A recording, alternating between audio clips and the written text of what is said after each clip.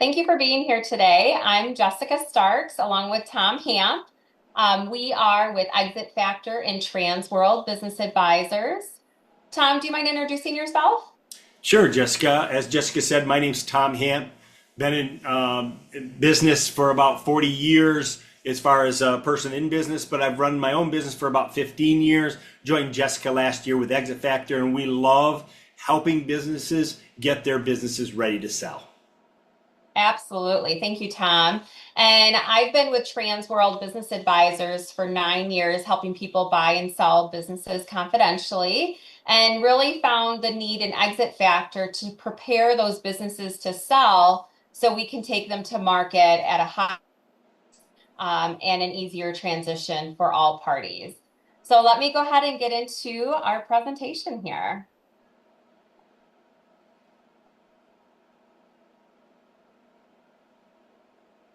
All right, can you see that okay here? Awesome, thank you. So today we're going to talk about how to build a sellable business. So even if you're not ready to sell your business, we want you to run your business like you're going to sell it at any time. We want you to have fun while you run your business. And so by giving you some tips and tricks today, we're going to help you do that and then prepare you for future success. And so I wanted to share my why. My why in doing this is because 4 out of 5 businesses never transition. And that affects so many stakeholders. It affects you as a business owner, your family, because, maybe you have some inheritance that could go into your family. Your employees, you have such a great responsibility of taking care of your employees, and you have for probably many years. And so we want to see them continue to have a job because without them having a job, now we're impacting their families. We're also impacting your customers. So if you aren't there to do a service, who is gonna, or provide a product, who is gonna take that over? And so there could be a little delay of trying to find that new place that can take as good care of them as you, but there could be not enough supply to have your competitor take care of them. So we want to make sure your customers are taken care of along with your vendors. If you go out of business, your vendors see a big drop in their revenue and serving their employees. And then the community. So the community, again, all these people are part of the community, but then it even goes into donations and how you can be charitable in your community. This is an economic impact of how your one business can affect all these stakeholders. And that's my why of why I want to see businesses transition successfully. Jessica, why? I What? mean, that's not Yeah. a small number, 4 out of 5. So why?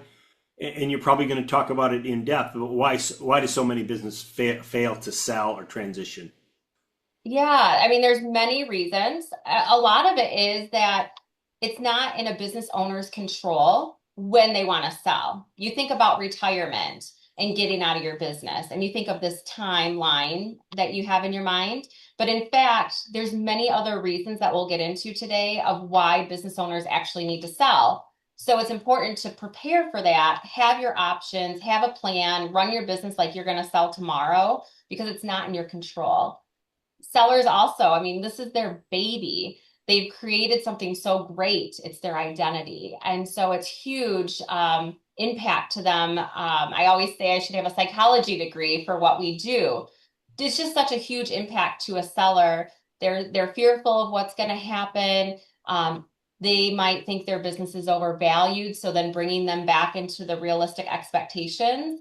So yeah, there's seller's remorse. There's thinking they can get more than what it's worth. I mean, there's so many different reasons why businesses don't sell. Yeah, 80%. It's scary for sure. So, all you that are listening today, why are you here today? Are you curious about what your business is worth? Are you thinking about selling someday? You should, because you can't put your 2 week notice in. You want to grow your value and making sure you're doing it right. I don't change my oil in my car because I have no idea. And you probably have never sold a business before, and we do that every day. We work with business owners through our Exit Factor program every day, and we know what buyers are looking for, and we want to set you up for that success. So, what are you going to walk away with today? We want you to understand what actually drives the value of your business, what those buyers are looking for. We want to give you some real life examples and give you an action step to take away today. All right. The one misconception is, and this is, I hear it amongst other advisors that we work with, other business owners, that my business isn't big enough to sell. And that's such a misconception because 80% of our buyers are actually individuals. They're looking to leave corporate America and create their own destiny, own their own business. And so those are all different industries, all different sizes of businesses. And most of our acquisitions are small to medium sized businesses. They're not huge publicly traded companies. There's actually many more small businesses than there are large corporations that are in business. The small businesses make up our economy and they sell every day. So we really want to drive it home that you do not have to be a huge company to sell. It's worth exploring. It's worth getting your business ready because we can sell businesses of any size. And what we're finding today is there's this huge opportunity of transition of wealth. $14 trillion are going to be transitioning in the next 10 years to the next generation of owners. They're going to be transitioning then that wealth into all of those stakeholders that we talked about before. So 73% of privately held companies will transition in the next 10 years, which represents over $14 trillion to change hands, which is going to be a dramatic change to our economy, culture here. And unfortunately, many of the business owners are not prepared for this. Jess, The should I? earlier, yeah, go for I'm it, Tom. sorry. Should I be worried with this slide when you're saying there's going to be a flood of businesses that are going to be for sale? The law of supply and demand, will that drive down prices because there's so much available, or am I looking at it wrong? No, you're looking at it absolutely right. So the more supply of businesses on the market, then that means there's not as much competition for your business because all these buyers have options. They have an option of who they want to buy. They're going to look at the competitive landscape and say, well, this is the golden nugget that I'm looking for, and yours just doesn't really add up to it. So who are they going to go after and who's going to get most value? It's going to be the one that's positioned right, the one who has planned for their exit. And so again, that supply and demand really drives a value of a business. And then our younger buyers, are they going to be looking for different things than I even think as an older business owner? Yeah, absolutely. I mean, the younger buyers are not going to hold on to businesses as long as our baby boomers have. A lot of our baby boomers have created what they're looking to sell or transition out of. Our next generation, which is perfect, Tom, is actually looking to own multiple businesses. And so they aren't looking to work 80 hours a week. They have an identity outside of their business. So we want to make sure that we're catering businesses to what your buyers are going to look for. Again, they're looking for a team of people. They want to work on the business, not in the business. And we'll get into that a little bit more because that drives supply and demand of who your next buyers are. So today we want to talk about the impact of planning. We want to talk to you about planning today versus tomorrow. We know that as business owners, urgent matters come up all the time, and we need to put those fires out. But if you're not setting time aside to plan for your exit, you're not setting up your business appropriately. And so we say not having a plan for your business is like retiring without ever having saved a day in your life. And let me tell you, that is very scary. If you cannot save for your retirement and not having a plan for your business, that is a big mistake because I think it's 80, 90% of our business owners actually have that much wealth in their business that is their retirement fund. I mean, yes, you need to have other funds outside of that, but if you're not taking care of your business and using it as a retirement tool, then you're really missing out and affecting that retirement phase of your life. So Jessica, Tom, are do you have you, anything to add? Yeah. yeah. So Jessica, so are you seeing then some disappointment when you start talking about what business values are to where owners thought they should be or want them to be? Yes, and it's very upsetting, really, because if they are in their 70s, they don't have, I mean, why would somebody in their 70s want to work hard any longer? I wish they would have retired a decade ago, you know? But if you don't have that expectation of what your business is worth, how are you making plans for your future? You can't. We've had a florist before tell me that their business is valued at 3 times their revenue. And that is not correct. That is, and I don't know where they got that information from, but they needed to retire. And unfortunately, that is just really heartbreaking because if that's what they planned on, let's say their revenue was 500,000 and I can't remember what it was, but let's say it was 500,000 times 3 is 1.5 million is what they were thinking. And in reality, let's say they were making 20% profit margin, 100,000. And if florists actually go for 3 times multiple, we'd have to look into that on our industry statistics because I think that's a little bit high. But even if it was 3 times owner benefit, that's 300,000 versus 1.5. That's just devastating, right? Because how do you plan for that? So actually, on to our next slide here is we talk about the wealth gap. So what is your reality today? And what is the destination of your reality? So where are you trying to get? And that is that wealth gap. So unless you know what your business is worth, and that business can be put into that wealth gap, unless you know what that's worth, you don't know what your goal is and what you're aiming for to what your future reality could be. So knowledge is king into what we do and how we can provide valuations. We do exit assessments to determine like a broker opinion of value of what your business is worth today on a quantitative and qualitative basis. So you can plan for that before it's too late to do anything with it. Tom, anything to add here?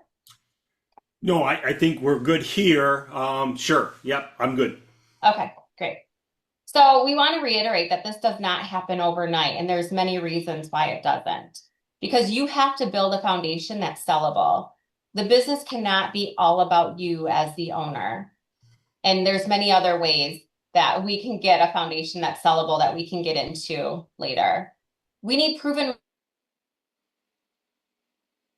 if you make changes today and want to sell in 6 months, that's really not giving you enough time to prove that the changes you made today are actually worth more value in 6 months. We hear oftentimes from our sellers or our owners as well, this opportunity, or if I did this, or the buyer can do this and make it so much more valuable. That is all true, and buyers want to see that opportunity to make those improvements and changes in a business, but they're only paying you for what you have done and what they can prove in the past to predict the future of the business. But they're not giving you the upside of the things you could have done and the hard work you could have put in. They're actually the ones putting that in. So just want to reiterate that to our sellers too, that it doesn't happen overnight. That's just a key point. Because on average, when you exit your business, it takes on average 8 months to sell. Some go quicker, which is great, but some take longer. And again, we go back to that statistic, 80% of businesses never sell. So is 2 to 3 years enough time, Jessica? Then even I mean, we need time. Is 2 and 3 years enough time, especially if I'm older and I'm burned out? You know, that if they say if you didn't plant a tree, what, 10 years ago, the next best time is to plant it today. Yeah. 2 to 3 years, that is a good amount of time. It's better than tomorrow that you need to sell, but the longer you have on your side, the better it is. And why not run a business that's better today? You can make more money today. You can have more freedom today. Because that's how we at Exit Factor want to set up your business. So if you can enjoy that luxury now and then go to sell it in 10 years, why not? But yeah, 2 to 3 years is a good amount of time if that's all you have left. However, the top reasons for sale is not something that you can plan because people have burnout and burnout can be real and you can have a business that's at its peak and then you burn out and now it's just going to fall. And buyers see that. Buyers want to see financials as up to date as possible and they can see trends of how that's going to affect your business. There's other opportunities. I just talked to a guy this morning who wants to move out of state. And has a huge opportunity, but he can't put his 2 week notice in. So it's important to make sure that you are set up for that success at any time. Negative change in the business or industry that can really impact a business, especially if you have like customer concentration or vendor concentration. Those are big changes in a business that we really need to talk about because that is a big risk to you as the owner, but also to a buyer in the future. Illness, we cannot control illness. And so if we can set your business up correctly to get you through this in order for us to sell, it's important to pre-plan. And family issues. There's partner disputes, there's divorces that happen, there's an age discrepancy that one partner might want to sell before another one might want to sell, or again, you could have parent-child issues. So there's just all sorts of things that can come up in businesses. And none of these top reasons actually said to retire. So Jessica, that's a great slide. So in your, because you've been doing this a while, how often do owners sell because they have to versus, they've done great planning and then they want to? How much are they forced to sell because of something that they weren't looking for? Yeah, Tom, it comes up way more than we anticipate. We have a lot of people who want to sell in their 40s or 50s. But again, we have those baby boomers that are needing to sell and they're still kind of holding on here. So it's just, it happens so much more often than anybody would think that it would happen. So we want you to prepare to sell today and not tomorrow. So here's a little roadmap that we're going to go through today. We want to talk about your value factors, defining your options, because there's not just one option when you go to sell your business. We want to help you get your financials in order and become the owner of your business. So let's first start with value factors. There's 2 types of value factors. There's quantitative and qualitative. And so when we talk about quantity or quantitative factors, that's about the numbers. That's about your financials. And profit over revenue is key. Why do more work, more revenue, and make less money? Profit. We had a client conversation recently, Tom and I did, and their profit margins were out of whack. They had a lot more overhead than billable hours. And they knew it, but they were afraid to make a change. But when it comes to valuing a business, if you're not making the profit, what is the business owner or what's the buyer going to value your business on? One of their comments to us was, well, we can just increase our billable hours with staff. And that's true. They could. But until you solve your problem of your profit margins, why do more work, more revenue to make less money? Right, Tom? Anything to add to that? Yeah, I think from the outside, Jessica, that this business looks solid, right? They're, Yeah.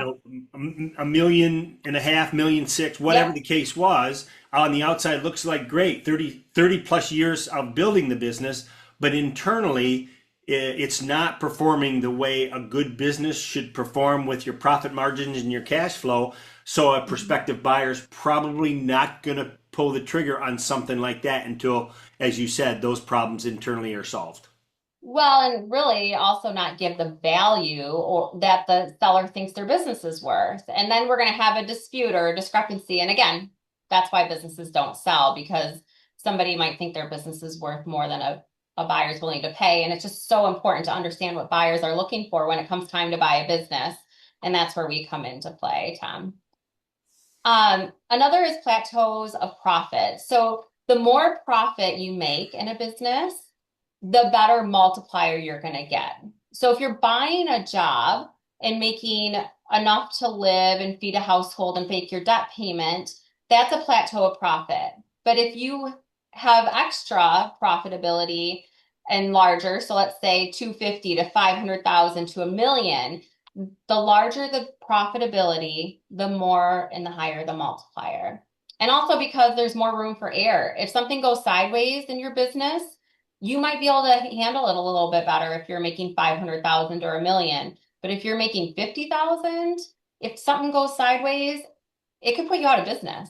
And so that's why buyers view risk and reward and multipliers, to the risk is really a relevant correlation there.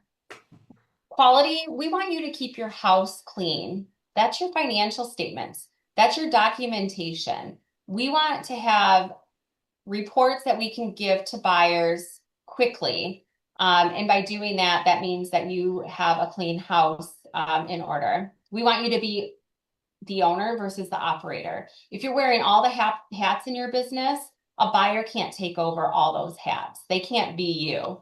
They can do some of the things that you do, but they can't do everything. So it's important for you to move yourself into that owner versus the doer of all the tasks in your business. And you want to be better than the rest. So again, we talk about, the seller tsunami and, all these businesses coming to market here in the near future. If you aren't better than the rest, that means less competition for your business. So a valuable business is efficient, it's above industry standards. That's your competitive advantage. It produces time for you, your choice, and cash flow versus running you ragged. And it's predictable and reoccurring. So if you could have a reoccurring business, like an insurance agency, you'd be golden. Not everybody has that insurance agency, but if we can make your business reoccurring, predictable to a buyer, that puts more comfort that a buyer would have on your business, which then improves multiples in that. For example, if you're an HVAC company and you don't have a service maintenance agreement, then you don't have that predictable maintenance agreement every single year generating that revenue. And that's a big thing for that industry. And there's a lot of owners that do not have that. So how can we put that back into your business to make these improvements before you go to market? Yeah. Anything to add there, Tom? Yeah, that probably means that everything, and talking to many business owners, everything that I have up in my head as far as how we do things and our standard operating procedures that I've been teaching my employees over the years, they need to be documented or written down somewhere, because if I Yeah, don't and I'm out of the business, that probably lessens the value. absolutely. Such a key component to making that transition smooth, effective, efficient, and on and on. We can go on and on. So let's talk about getting your financials in order. We want to reiterate that the financial statement, the bottom line is the bottom line. We have clients that may not report all their income. We have clients who may expense everything out of that business because their accountant told them that's the best thing they can do. They don't have to pay as much taxes. I'm not here to be the IRS, but when it comes time to sell a business, the bottom line is the bottom line. So we want to make sure that you keep your books and records updated quarterly. And we want you to be reviewing these quarterly. You need to understand the numbers in your business. You don't have to be the expert in doing them, but understanding them and having them timely on a quarterly basis is key. Buyers are going to want to see it. Banks are going to need it. Right now I'm talking to business owners, from that have maybe a tax return done from a year ago, but they don't have any financial statements up to date. Well, I can't sell your business if I don't know what the last year looked like. And so we need to have timely books and records. We want to make sure you're better than the rest again, benchmarking against the industry. We want to pull as much profitability down to the bottom line as possible and keep it clean. So, for example, if your industry insurance or occupancy of your space that you lease is out of whack, then we can look to make those adjustments to save you money. And how do you know if it is? Well, we compare that against industry averages using our resources. We want you to remove limited and limit non-essential personal expenses. If you put a deck on your house and you expense that deck, well, it's hard to prove that you did that. If you're deducting every credit card swipe, your groceries, I've heard that before, your groceries on your business credit card, we can't go back and add back every grocery bill that you've had. Now, there are some personal expenses we can add back. Let's say you have life insurance, health insurance, your payroll, maybe the business pays for your car, but keeping it as clean as possible is going to eliminate any of those questions and make sure that we give you the most profitability to then put the multiplier on it. Because the way businesses are valued, there's two ways. One is SDE, which is seller discretionary earnings. And this is for a Main Street type business. And that is your profitability, and then we add back what you're taking out of the business. But we can't be unrealistic here. We can't add back 20 things you've deducted out of the business. It has to be believable, trackable, and realistic owner benefits. And then we look at your industry multiplier, which is similar to how we value another business using our EBITDA model. EBITDA is more for those lower middle market deals and above. And EBITDA stands for earnings before interest, tax, depreciation, and amortization. And with that, that's more if you have like a manager running your business, you're a larger business, and those multipliers are going to be different. So EBITDA multipliers are typically higher than SDE multipliers because, again, you have more middle management in there. And so it works itself out, really. Any questions on that, Tom? Yeah, so might be a slide or two back, but just wanted to make sure that we covered it here. In that, Yeah. how do buyers react to businesses that have cash transactions? What are your thoughts there? Yeah. Cash transactions. I hear all the time, I pocketed all that cash but I'm really making more than what it's showing. Well, let's use this example. If you pocket $100,000 of cash, that's a direct reflection to how much profitability could be. So profitability would increase by 100,000 as well if you were pocketing that cash. So then you put a multiplier on that. Let's just use 3 times multiplier on that $100,000. That's $300,000. But my accountant told me not to report my cash. I shouldn't throw accountants under the bus here, but I do hear it. So I don't want to personally pay taxes on that cash. So I don't want anybody to know about it. And so if you had to pay 30% tax on that cash of 100,000, that's $30,000. So if you had to pay $30,000 2 to 3 years, let's say 3 years, that's $90,000 versus a value of increased versus increased value of your business of 3 times, which is a $300,000. You just missed out on $210,000 of value because we couldn't prove your cash. So again, the bottom line is the bottom line. What's on your profit and loss statement is so key when you're going to sell your business. So we know, Jessica, that we've talked to a lot of businesses that whether they're cash or they're putting the deck or other personal items into the business, what should I do if my bookkeeping has been inconsistent? What do I need to do to get my arms around it and get this thing started going in the right direction? Yeah, consistency is key. I mean, if you don't have things lining up year to year, I mean, the best business is one that's increasing. So if that's your inconsistency, great. But it's really key to know that you have your profit margins in place. You're a stable business. Buyers want to see that stability unless you're continuing to grow, which is important. Um, yeah, you want to make sure that everything is timely, accurate, and the least amount of questions possible so we can get that funded. Otherwise, you might be doing a seller financing note, which a lot of sellers have to do a portion. But if you think your value's way higher than what a bank's going to value your business at, you're going to be carrying a lot of paper on that sale. you could also be looking at earnouts, because it's not provable income. So it's really important to document as much as possible so we can get you the most at closing. And then just a question on your current slide is that you got multiples in there. So I know we get this question a lot. Is that what can I expect? What kind of multiple range is realistic for my business? Yeah, so seller discretionary earnings, the general rule of thumb is a 2 to 3 times your seller discretionary earnings. Now, there's a lot of space in between 2 to 3 times. Like that adjusts your value so much.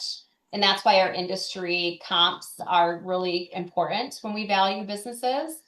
Some businesses value under 2 times and some value above 3 times. But again, that middle marker is 2 to 3 times, but there's a lot of space in there still. On EBITDA multipliers, you're going to see EBITDA be 3, 5, 10. I've heard maybe a little 12 here and there. My audience here listening today, please block out that 10, 12 because that's just that like that's a prime business and that's probably all you just heard. But that 5 to 7, 8 range is probably more likely when it comes to EBITDA multipliers. But again, I also said 3 to 4 times multipliers too. So, but again, that's off the bottom line with those add backs. So we want you to be the owner of your business. So by being the owner of your business, we think of all the hats that you wear. You're generating revenue, you're customer facing, your production, your frontline employee management. And we say the frontline employee management is probably the last hat you should get rid of, and maybe you should never get rid of it because you want to have a certain culture. You want to know what's going on with your people in the business. But we talk about the seats on the bus. There's also a book out there that Tom put me on to was the E-Myth. Tom, do you want to just describe that a little bit? Yeah, so this really gets into the head of the business owners. It's told in a fable type story, but it's about Sarah and the bakery. And again, going through the typical steps of owning a business where you can get too involved as an owner. You start missing things because you're into the day-to-day stuff and not managing the business. It's really the book that started working on your business, not in your business. So we use it all the time in our discussions and coaching with our business owners as we start to remove them from the day-to-day so they can really start understanding what it is to become the owner of a business. Yeah, absolutely. And the other question, Tom, I hear you ask people all the time is, can you leave your business for a week, 2 weeks, a month? What's going to happen without you in the driver's seat of your business, right? Correct. And I mean, that's a great point. And that's really some of the things that Jessica, we talk with owners is how do I know if I'm too involved in my business? What owner responsibilities should I start to remove first? And then what's realistic for getting me out of all those things? And really it is a process, right? Because we have been accustomed to doing the things that we're currently doing, maybe even for survival, right? We started doing it. We've always done it. We have a hard time delegating, but this is a big step. Jessica's first couple of slides talked about 4 out of 5 businesses can't transition. And it's because the owner is really the face and the structure of the business. And if you take that, the old saying in the business, if you take the owner out of the business and it can't stand on its own, then it's just a hobby. We say that in jest, but there's some parts of that are true. So we have to do a better job of getting the owner out of the day-to-day stuff, passing it down to the people that you hire, and really you as a CEO running the business kind of as a director of an orchestra to where everybody has their own parts and you're just kind of making it all come together. Absolutely. And all this alludes to the risk a buyer is going to see in your business. So the more hats you're wearing, the bigger the risk for a buyer, the less value that you're going to get. Because the last thing a buyer wants to happen, and I'm sure the seller as well, we don't want customers leaving. We don't want employees leaving. But the more you're in the business, that is creating more risk to a buyer. So we want to talk about this pyramid here. So if you're wearing all the hats in your business, and you know it all about your business, we can only find one buyer in the marketplace that can be you. And that's hard. That's a needle in a haystack. But as soon as you start letting go of all these hats, one at a time, we don't want you to do it all at the same time. I'm sure that'd be a little struggle. But one at a time, if you start releasing some of these hats, we may find 10 buyers who could be you. But the best case scenario is that if you're the owner in your business, working on it versus in it, we can find 100 buyers who could be a fit for your business. And that just drives that competition and increases the value for your business. Your business becomes so much more desirable to that buyer. We have, again, a lot of buyers looking to leave corporate America and buy a business, but they aren't you. They can't be you. And so the more hats you can let go of, the more buyers that we can have. And even larger private equity groups, we'll get into that here in a minute, but larger businesses aren't going to wear all the hats. They want to see a good management team in place. So those larger buyers, and we'll go ahead and get into that, but who are your buyers? So your buyers are private equity groups. They're not coming in to run your business on a day-to-day basis. Their hands are not going to be in the business. They need a good management team. Same with strategic buyers. And again, we have those individual buyers, but they still can't be you. So it's key for you to start releasing all these hats. And then we go into your options. So we have private equity, we have strategic buyers, that's external, but you also have internal buyers. And that's where we talk about your options of who your buyers really are. And so internally, you could have a group of employees that want to buy your business, or even everybody becoming a shareholder in your business with an ESOP plan. ESOPs, employee stock ownership plans, are not for every business. They're very expensive. So we see this happening in middle market type deals. You could have a partner buyout or even a family member buyout. So these are options, and you could probably pick one or two out of internal buyers as an option, and that would be fantastic. But if you don't have that, which a lot of sellers don't, we then go to the external market. And that's where we get those PE strategic competitors and individual buyers that could be your buyer. So it's important that you have these options identified. So when we are done with this call today, I would like you to think about who your options are for you to exit. The family member is the biggest reward of legacy to any business owner, but sometimes it's not the best decision that you could have.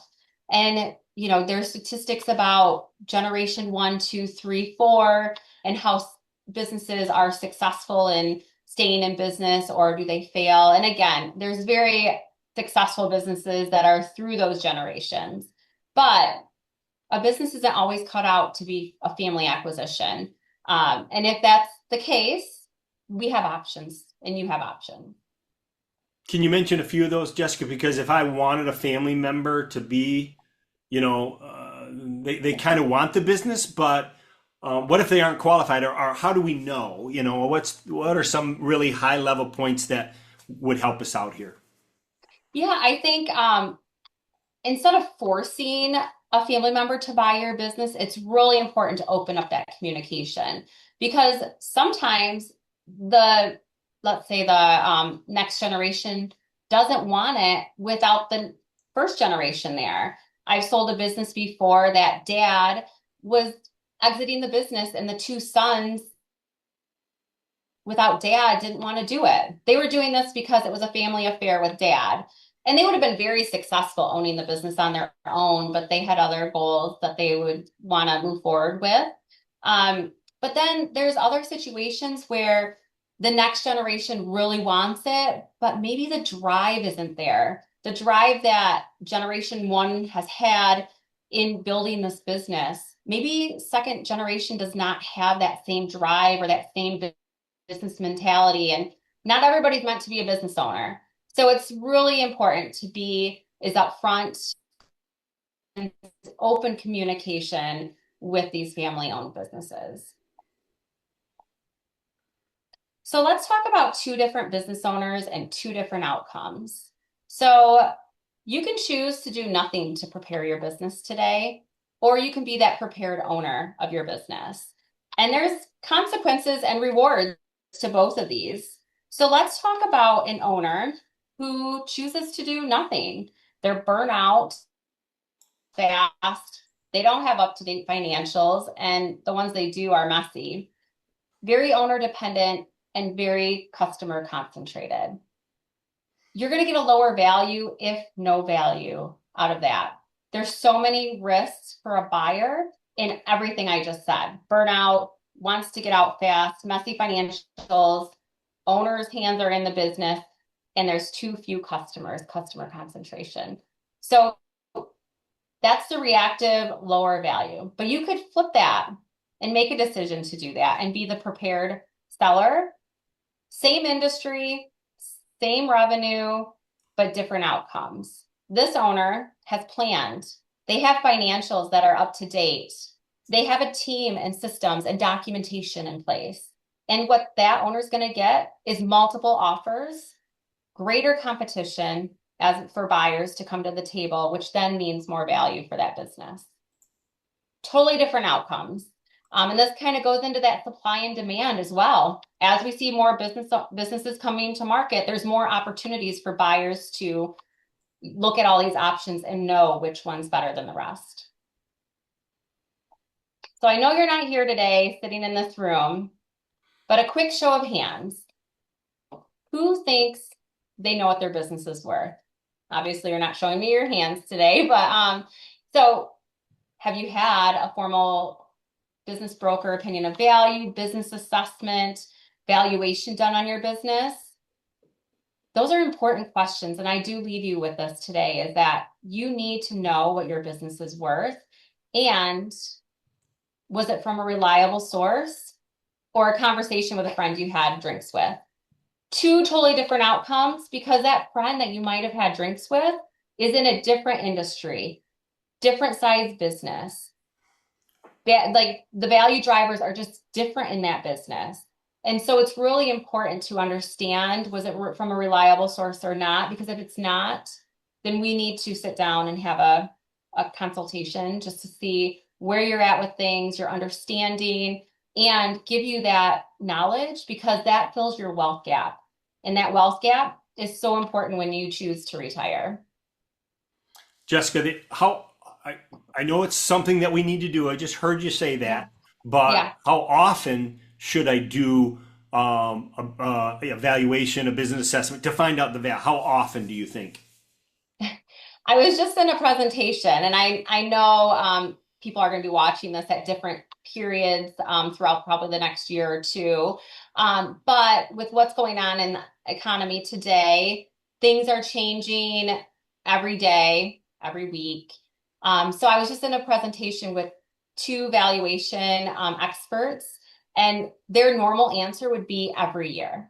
Every Their year. answer was the information I gave you at the end of last year is probably not true and accurate 4 months, 5 months later, Got it. because things have changed so much with the war, the gas prices, the tariffs, just things are ever changing. So it's so important that we keep up on this. But I mean, we can't be unrealistic. So if you haven't done a business assessment, broker opinion of value on your business, it's key to get that done because if you don't have a starting point, Yeah. you don't know. You have no idea.